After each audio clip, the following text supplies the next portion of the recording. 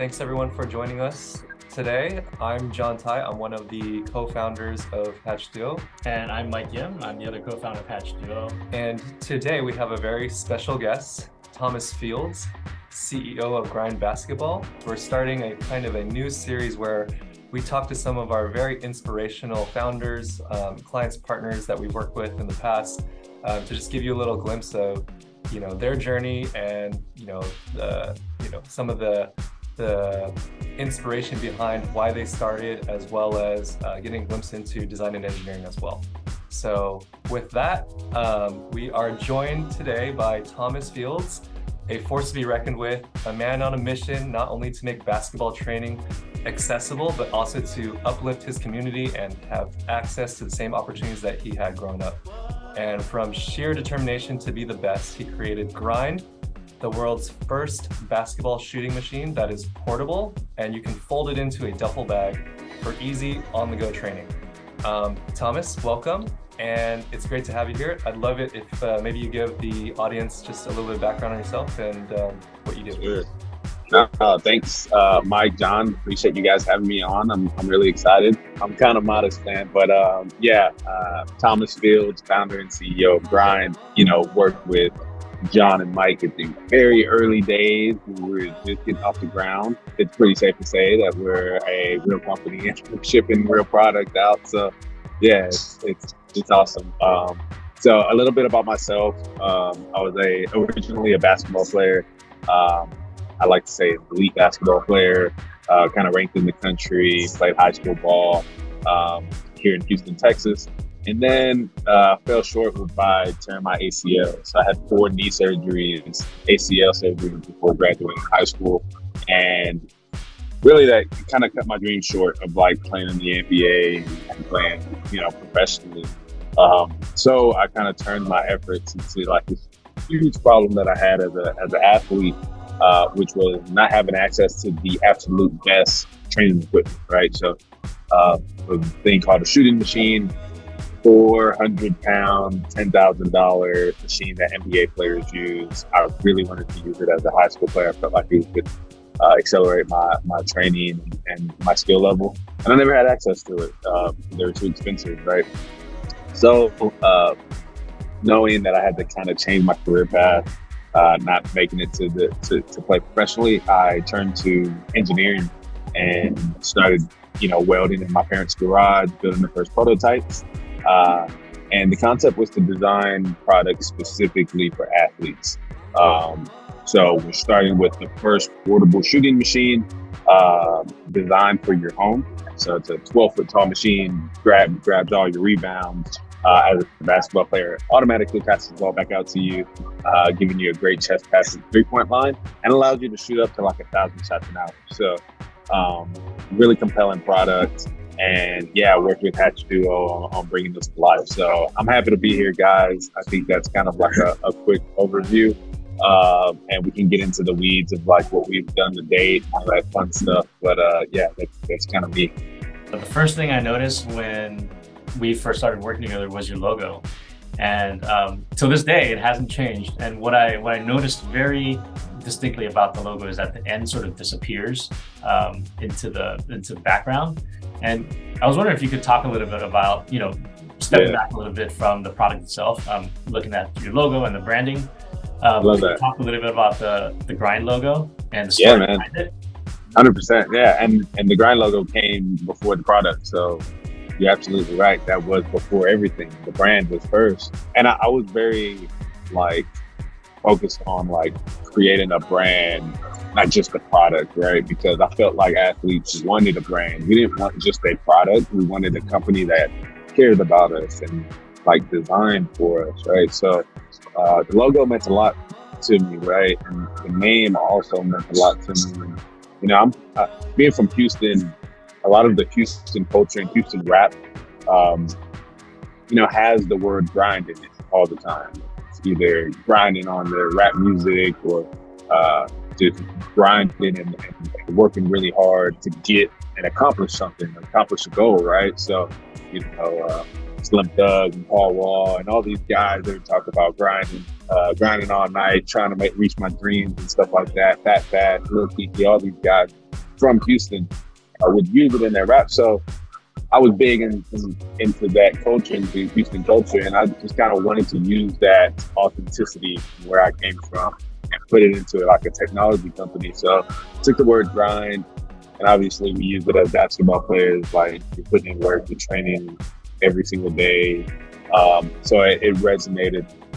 But the logo came specifically, it was inspired by Nike, so I wanted this simple. But I also wanted it to be very different and distinctive. So the N is missing, and what it represents is the work that nobody sees separates the good from the great. And the N is missing because he's out in the back putting in work. So did you design the logo yourself? Yeah, I did. I actually designed it in our tech accelerator, our first technology accelerator. I think the identity is great, and Grind has such a strong brand presence. I mean, obviously, like what you're making is really cool, but just like your brand presence itself, like you can just really feel it. Thomas, you've come a long way from developing Grind, from starting out in a garage, learning how to weld, and especially working on Grind during your other job. I remember you were working at YMCA while you were working with us trying to develop the grind machine. To have your own warehouse now and a team to support production, it's clear you've put in the hours to raise the product and company up. Props to you. It's been amazing to just like kind of like watch and play a very small piece into, you know, just like following you on your journey to just witness like the great successes you've had.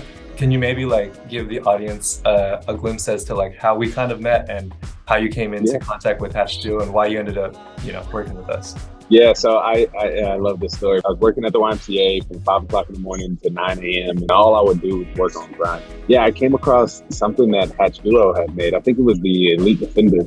And I was actually looking for design firms because I'm over here trying to like get inspiration and then take it back to the garage and do it myself, right? With no engineering background. I think I'm like 19, 20 years old at the time. So I'm like looking for design companies and I come across Hatch Duo and suggested you guys an email. I spoke to John. I remember pacing back and forth during me and John's meeting. I was on the phone with John and I'm like in the back of the YMCA trying to like brush people off because they're calling me to go clean something. There's John, your background, you play basketball, so it kind of resonated. Hit it off from there. You guys were willing to work with us and kind of invest in us as, you know, we got that funding and like put it towards design and engineering and professional services. So we were able to kind of make it happen. It was definitely like a milestone that we hit. And you could say, some can say it was small, but like without Hatch Duo, we don't get the farm, you know, to like that perfect mode that we were supposed to get it to, right? We don't get the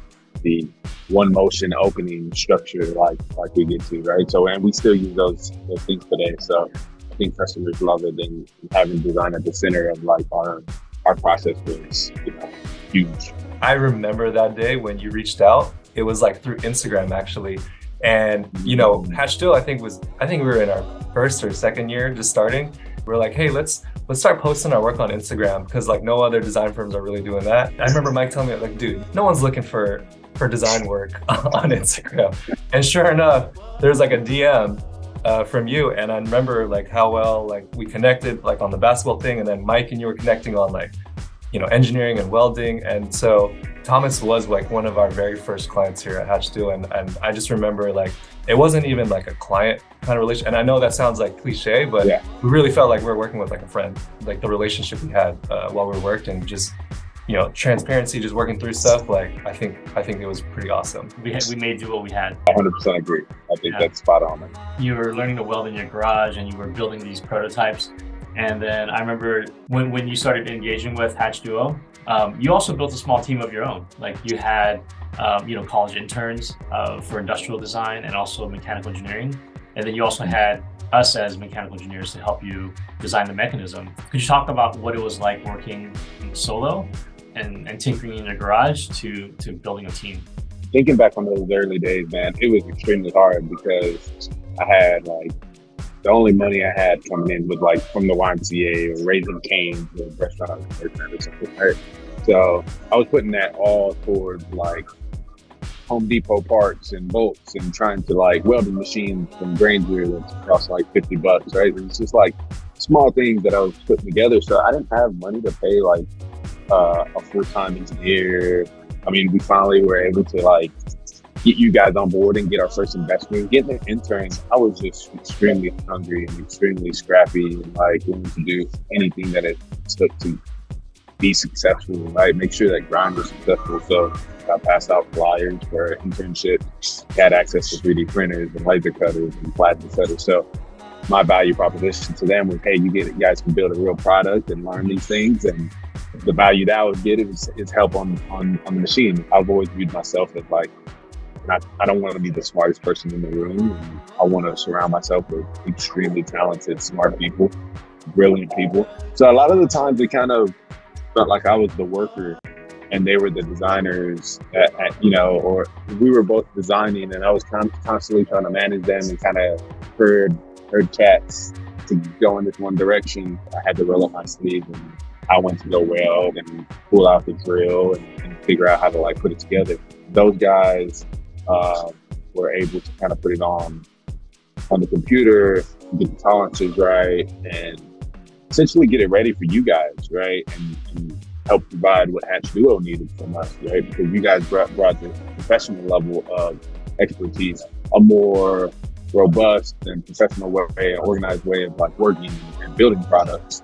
So it was like a very scrappy, humble way of trying to do it. When you first started working with us, it was, we were also in our infancy stages. We were first starting out and we were developing our own personal processes. And you guys turned out to be the guinea pigs that we were able to share those processes with. And so I'm happy to see that you guys, carried on some of those learnings. And also I'm very happy to see that one of your designers is actually still with you. Elliot Martinez, man, yes. He is the best. A bachelor's in mechanical engineering, master's in industrial design. So he brought a functionality aspect to it. He brought a customer experience kind of side to it, aesthetic side to it. And I was going for a mechanical look. So Elliot has been able to kind of encompass that mechanical and design expertise into one product. And he's able to get his hands dirty, right? And that's what we needed. But yeah, he's our chief engineer to this day. Startups that do hardware, it's stereotypically hard, right? Hardware is hard. Like what did you learn in your early entrepreneurial stages, and how did that strategy evolve, and why was like Elliot, who was an industrial designer by trade, like kind of why was he kind of like one of your first hires versus like a business person or a straight engineer? Like, why was design important in the process very early on for you? Without somebody that can build a product, like my biggest fear was being an entrepreneur that just had this idea and had this great business team and couldn't build nothing, right? Like to me, that was just so backwards, and I knew enough to kind of be dangerous when it came to building products, just because I could put stuff together and figure it out. Yeah. But I knew I needed somebody way smarter to help figure this out if I really was serious to take it to another level. So I was constantly scoping out for like an engineer that was like way better than me, and also willing to work at a small startup with limited funds and resources. He was young enough to kind of invest his time into it. To this day, he's just been amazing. If we can figure out just how to build it and make sure it works, we'll be all right. Like, we know how to sell it. We know who we're focused on selling it to. The marketing, the branding, that'll come. But the product was the hardest thing. Was there ever a point where that problem that you guys encountered was so significant that you guys had thought, hey man, we can't get through this, and it was almost at the point you'd want to give up? Did you guys ever have that experience or have gone through that? Absolutely, yeah. And we called Hatch Duo. There was 2 issues, man. And I remember I was like on the 3rd year of starting Grind, and I had got my 3rd job, literally still working at the YMCA. I'm working a night shift now. So I got an early morning shift and a night shift. My night shift was shoveling mud out of the car wash trench. But I remember being super bummed because our catapult arm that passes the ball was only lasting like 10 to 20 shots, and it would break, right? Yeah. And we could not figure it out. And it was the hardest, most frustrating thing because it was something that wasn't metal, right? It was a different material that required specific expertise and very detailed, precise designing that I just didn't have the background to do. Ellie didn't have the background to do, and we were just kind of fed up with it. And the stability of the machine was really tough for us. Making it work, we got it to that point, but it was bare bones, and it wasn't like a great experience. So now we had to rework this functionality kind of problem and make it into something that was a great user experience, and that was hard. So we took those two problems. We were just constantly fighting with them day by day, month by month, and Hatch Duo came in and we were like, look guys, we need these two issues solved, right? And it was great for us because we could continue working on the functionality, the passing, the internals, and all that stuff. And it gave you guys specific things to work on, right? It's not just working on the entire product. It's like, all right, this is vital and this is vital. So it helped out with like where we were focusing our energies as an internal team and as the Hatch Duo team. Yeah.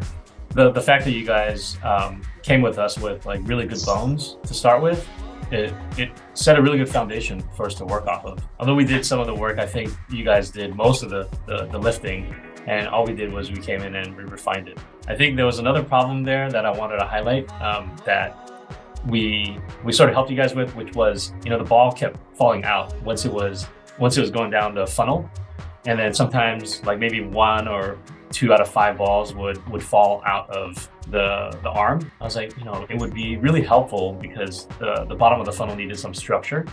And I suggested, hey, maybe try like this bumper or a guard to sort of keep the ball, to sort of catch the ball, right?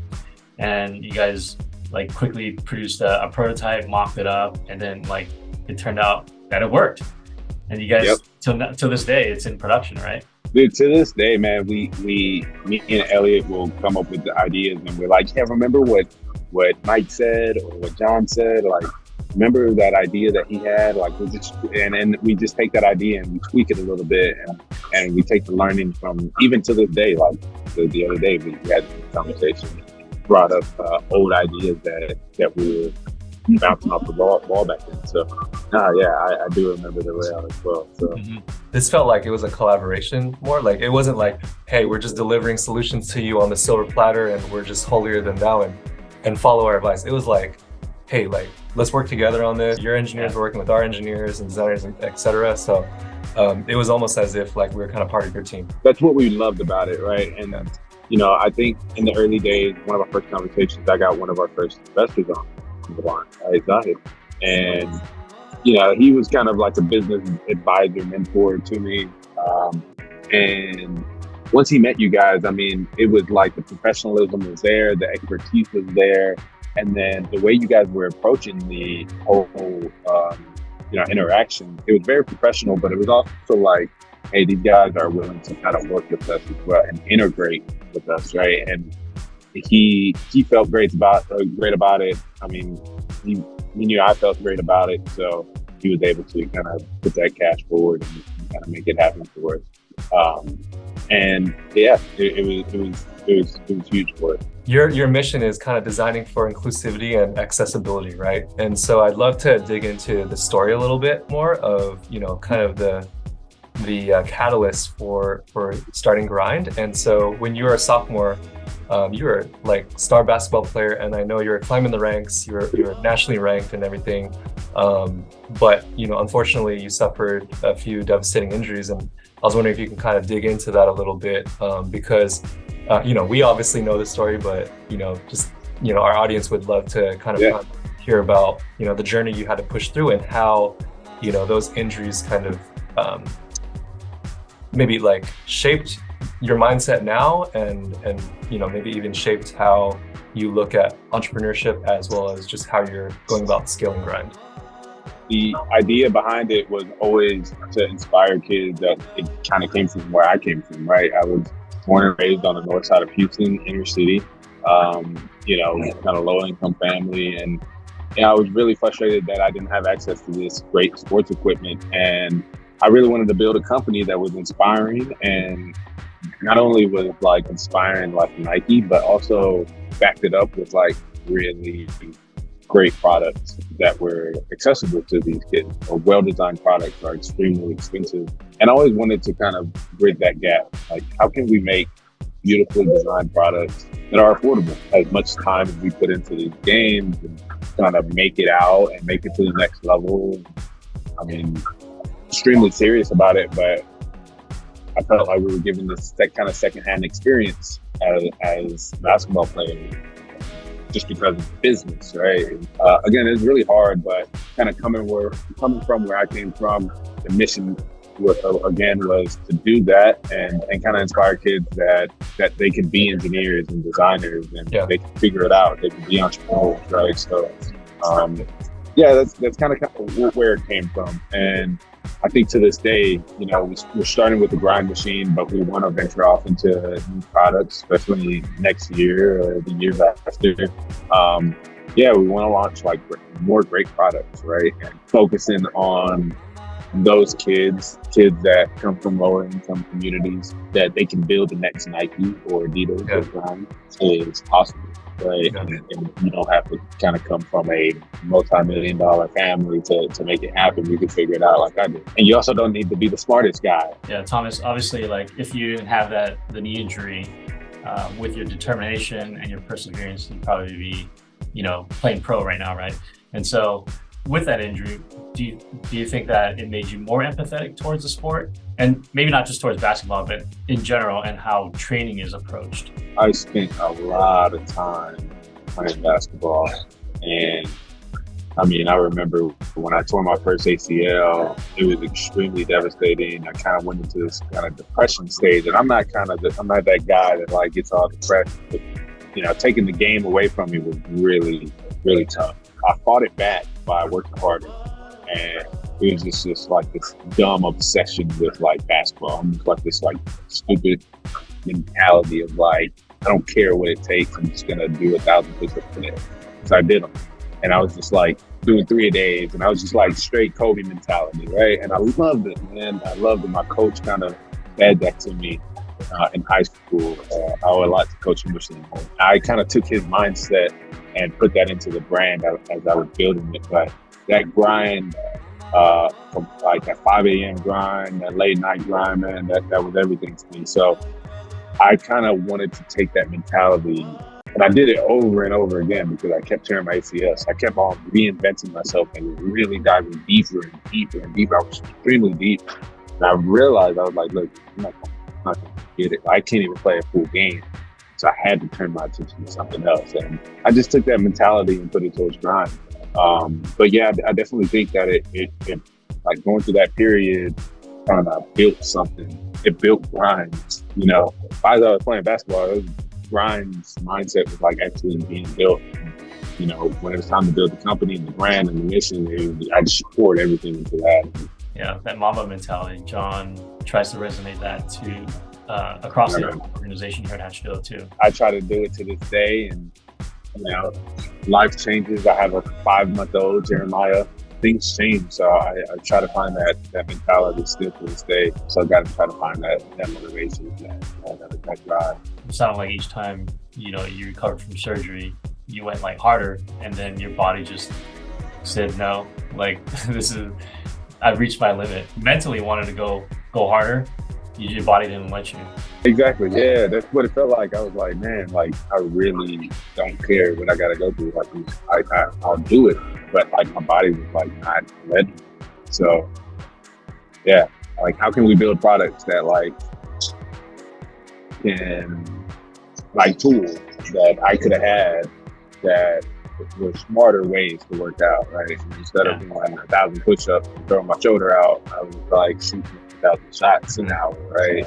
Doing a reps, right? So just and now grind, how to grind, create those products and give those resources and tools to those athletes. So you don't have to go through what I went through. You said it was going to be this price, and till this day, it's still that price. I know. So If there's one piece of advice that you can leave with someone who's going through something similar, maybe tore an ACL or has gone through a sports injury, what advice would that be? use the energy, use that negative energy and turn it into something positive. I don't know. Yeah. Embrace the fire, the struggle. Like that's what makes it. That's what makes it worth it. That's what makes the story. And if you work hard enough and you stay in it long enough, your story will be told. And let's talk about your coach, right? Coach Thomas Henderson.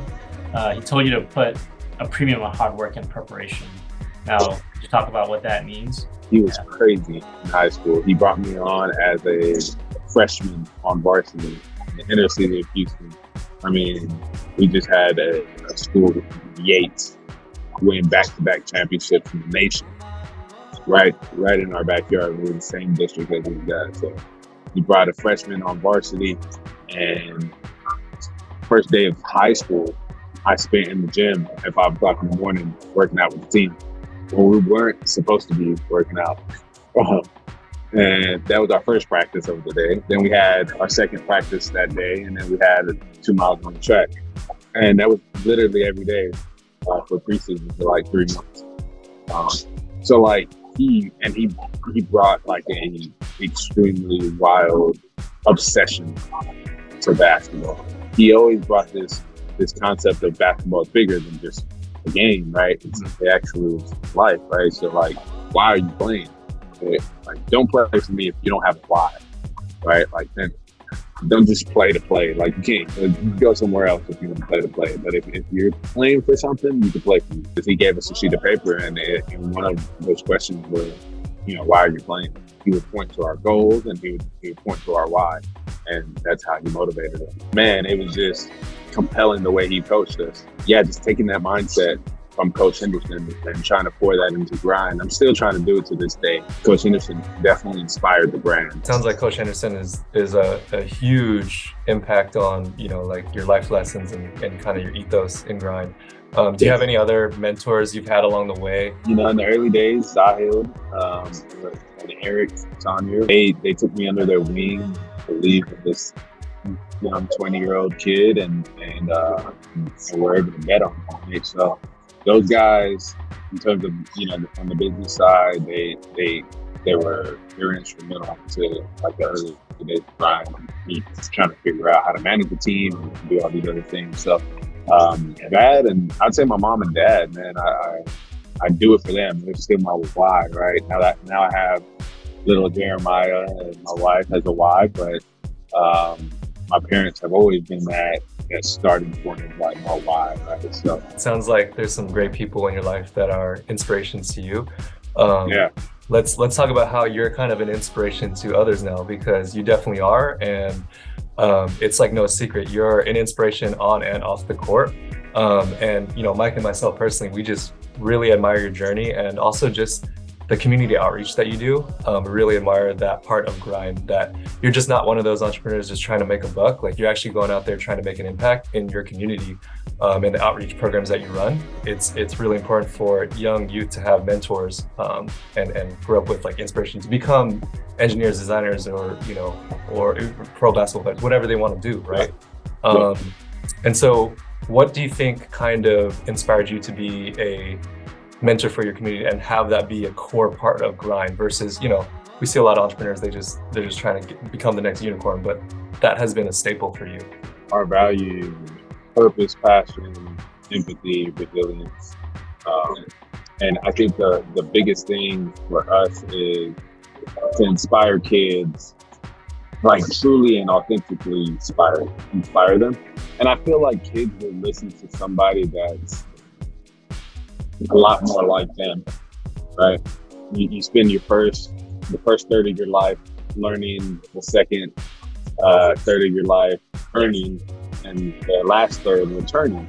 That's how you should live your life, right? So you learn, earn, and return, right? You want to learn and earn in the beginning. That way you can maximize your return, what you get back at the end. if I'm 35, 40, 45, 50 years old, talking to kids, right, then it's not going to resonate the same way that a 20-year-old Thomas will speak to them, right? It's just kind of in me just to go talk to kids and just try to be there, try to be in the neighborhoods and try to inspire and try to get them on the right path. You know, I do want to scale the outreach. I still think that it's important to like give back in your early days because that's when the kids are actually going to listen to you. But right now, I think it's important for me to kind of go out there and speak to them and show them out the hoop and dribble with them and shoot with them and, you know, show them what we've done. Right? Show them that they can do it too. We don't have any formal like curriculum yet, although we've been working on something that we want to push out in a year or so. Yeah, I don't have a management background. I'm a sales manager. I'm like a creative kind of guy, and kind of going from starting the company to running the company, very different. And I had to kind of learn that the hard way and just kind of roll with the punches and tumble and pick myself up and fall and figure it out. I think that's kind of been the hardest thing, transitioning from starting the company to running the company. Has been very weird in a good way, right? We're learning, but I think that's been the hardest thing. That's a challenge for like a lot of entrepreneurs, right? From shifting from building something and then like how do you know, then it hits that certain stage of growth and then it's kind of beyond just you, the founder. And I think we've faced that as well. And it sounds like we did something similar to you. You have great people that you put in place to kind of like build around you, so it scales beyond you. And I think you're doing a great job at it. No, I appreciate it. Yeah, just shout out to the grind team, man. We got Elliot, we got PV, Priscilla, we got Brian, who runs our growth. Priscilla runs all of our supply chain. Robert has held it down for customer support. Maurice and came in the clutch with just getting us into every basketball tournament and getting us into the right ears. It's a basketball community. So yeah, no, it definitely takes a team to kind of make all this happen. Yeah, we privately already did this, but we wanted to publicly congratulate you. We saw recently you made the Forbes 30 under 30 2022 list. I mean, man, congratulations. That's an amazing achievement. Wanted to ask like what that achievement kind of means to you. That was kind of like the biggest achievement. That was extremely impactful. Aside from having my son, that's kind of been the biggest thing that happened to me. I remember the day it happened. I think I was in the office and the team had saw it, Mo had saw it and kind of showed me on the phone. I was like, oh wow, is this real? You kind of went on the Forbes website and I'm there, you know, right next to Devin Booker and Jack Harlow. Some of the guys that I looked up to, right, and inspired by. So yeah, it was an awesome feeling, man. And it didn't kick in until like a couple of days after when it got announced, and then I was just driving to work and it just kind of broke down. I just couldn't believe it, but it definitely set in like a couple of days after. Well, you deserve it, man. So we can shift gears a little bit to maybe a lightning round. Putting you on the spot, asking a bunch of questions quickly, so you're gonna answer right away, all right? Ready. What is your favorite part about basketball? Shooting. If you could meet any one of your sports heroes, dead or alive, who would it be and why? Ooh, this week.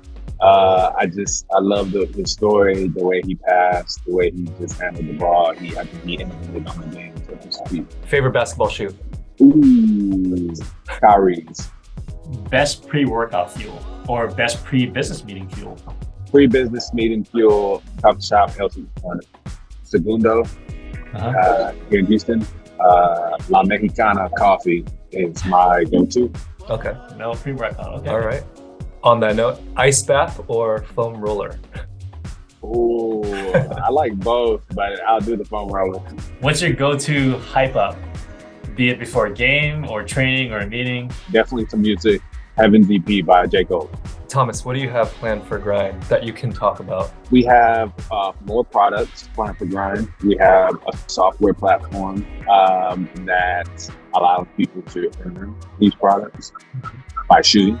So that's really cool. And we have a physical location. Any NBA pros or college collabs that you can talk about that's maybe in the works? I can't talk about them, but definitely, I would say maybe five pro collabs that we're speaking to. Lastly, what do you think is your proudest moment in this entire journey with Grind? Honestly, and selfishly, I think it was Forbes, making Forbes 30 under 30 for my family to see that. I think that was inspiring. The other thing that I think was huge is just the story that we hear from customers. Hey, my son just scored 30 points because he's using the grind machine every day. Is there anything else that the audience should know? Shout out to the grind team. We couldn't do it without you guys. Yeah, shout out to Hatch Bureau for helping us get to the start line. Once we got to the start line, we were off to the races, man. Thank you guys for having me. It's always great speaking to you guys. Maybe Grind is due for some Hatch Bureau conversations for some new products. Sounds exciting. Thomas, thank you so much for taking the time to chat with us about your founder story. We're so thrilled to see you not only Grind's growth and success as a product and as a product company, but your own personal growth as an entrepreneur and community leader. Truly an inspiration and positive role model to those around you, and we can't wait to see what you and Grind achieve in the future. Thanks, everyone. Thank you, Thomas. Thanks, everyone. Yep. Thank you, guys. Let's hatch awesome. Let's hatch awesome.